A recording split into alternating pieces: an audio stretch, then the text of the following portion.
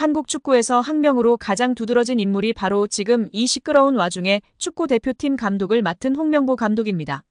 박종환 감독이 대표팀을 이끌던 1995년 한국팀은 코리아컵 준결승전에서 예선에서 쉽게 승리했던 잠비아에 패했습니다.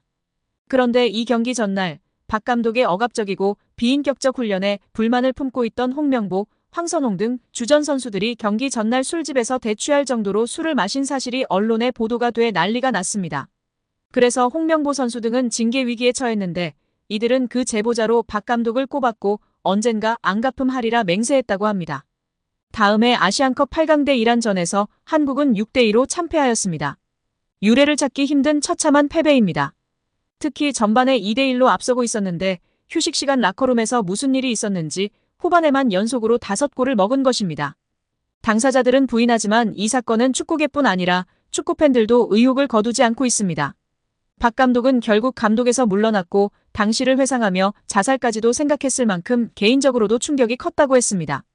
한국이 참패를 당하자 국내 언론들은 11회를 이끌고 있는 홍명보가 태업을 이끌었다. 박종환 감독을 끌어내리기 위해 선수들이 태업을 했다라는 등의 뒷말들이 나돌기는 했지만 끝내 참패 원인의 진실은 밝혀지지 않았습니다. 당시 한 언론은 홍명보 선수가 과학적이고 체계적으로 지도하는 감독을 원한다며 스파르타식 훈련을 고집하는 박종환 감독에게 노골적인 반기를 들었지만 누구보다도 체계적으로 지도했던 아나톨리 비쇼베츠 전 감독에게도 노골적인 불만을 터뜨렸다고 전했습니다. 조중현 당시 KBS 해설위원조차 홍명보가 선수로서의 본분을 망각한 것 같다. 옛날에는 감독의 그림자도 밟지 않았는데 어쩌다 이 지경이 됐는지 모르겠다고 개탄했다고 합니다. 박문성 위원은 3일 CBS의 김현정의 뉴스쇼에 출연해 최근 국제축구연맹 피파가 정치적 간섭과 관련해 징계를 받을 수 있다는 경고성 공문을 보냈다는 사실이 알려진 것에 대해 예상했던 대한축구협회의 대응이었다. 축구협회가 마지막으로 쓸 수 있는 카드를 썼다고 말했습니다. 앞서 피파는 축구협회가 문화체육관광부와 국회 문화체육관광위원회로부터 여러 의혹을 받고 있는 상황에 대해 눈여겨보고 있다는 공문을 발송한 것으로 알려졌습니다. 피파 정관 제14조에는 제3자의 간섭을 받아서 안 된다. 또 제15조에는 어떠한 정치적 간섭으로부터도 독립돼야 한다고 명시돼 있습니다. 이를 위반할 경우 축구협회는 자격정지 등 징계를 받을 수 있는데요. 자칫 피파가 주관하는 모든 대회 출전마저 금지될 수 있습니다. 예를 들면 한국이 월드컵에도 못 나갈 수도 있습니다. 박문성 위원은 이와 관련하여 타이밍에 맞춰서 계속 이 얘기를 하고 있다. 문체부가 감사 들어간다고 했더니 그때도 미디어에 이걸 흘렸다. 그 다음에 국회가 현안 질의한다고 할 때 또 올린다며 문체부가 발표하는 날 끝나니깐 이걸 또 흘렸다. 그래서 제가 별로 놀라지 않았다. 예상했던 카드라고 말했습니다. 이어 피파는 각 나라의 축구협회가 독립적으로 자율적으로 운영되는 걸 얘기한다. 그런데 인사권의 외부의 힘이 특히 정치 사이드 쪽에서 뭔가를 들어와서 하는 거에 대해서 굉장히 좀 심각하게 바라보는 게 있다. 제재를 내린다. 그거를 문체부도 알고 있다고 설명했습니다. 실제로 지난 2015년 쿠웨이트 대표팀이 월드컵 예선에서 몰수패 처리를 당한 바 있는데요. 당시 쿠웨이트 정부가 스포츠기구의 인사권에 개입할 수 있게 법을 고치자 피파는 자격정지 처분을 내렸습니다. 인도네시아도 해당 사항 등을 위반했다는 이유로 피파 징계를 받은 바 있습니다.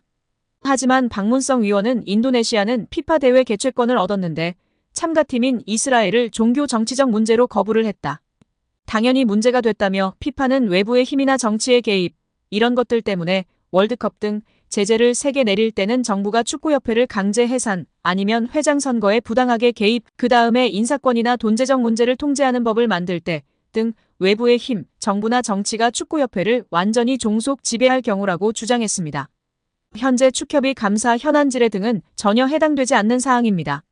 이어 박 위원은 2005년과 2011년 축구협회가 국회로 향한 일을 언급하며 그때 피파가 아무 말도 하지 않았다고 말했습니다. 그러면서 피파 제재 때문에 걱정도 되고 무섭기도 할 것이라면서도 하지만 그렇게 아이고 이거 큰일 나는 거 아니야 라고 협박하고 겁박하는 것이라고 비판했습니다. 따라서 문체부에서는 협회를 완전히 종속 지배할 수 없기 때문에 감사를 통해 명백한 문제 있음을 공식적으로 공표함으로 할 수 있는 가장 강력한 조치를 내린 것입니다. 이에 협회는 더 이상 헛소리 하지 말고 이에 상응하는 객관적인 조치를 내려야 할 것입니다. 정몽규 대한축구협회 회장에 대해 스스로 거취를 결정하라고 요구했던 유인촌 문화체육관광부 장관은 만약 정 회장이 사연임을 강행한다면 승인을 불허하겠다고 말했습니다. 유인촌 장관은 26일 SBS 라디오 김태현의 정치좌에서 정몽규 회장에게 거취 결단을 요구한 이유에 대해 지금 국민들의 시선이 너무나 비판적이라며 불명예스럽게 퇴진하게 된다면 훨씬 안 좋잖아. 그냥 개인이 선택하는 게 훨씬 명예롭지 않겠나라고 했습니다.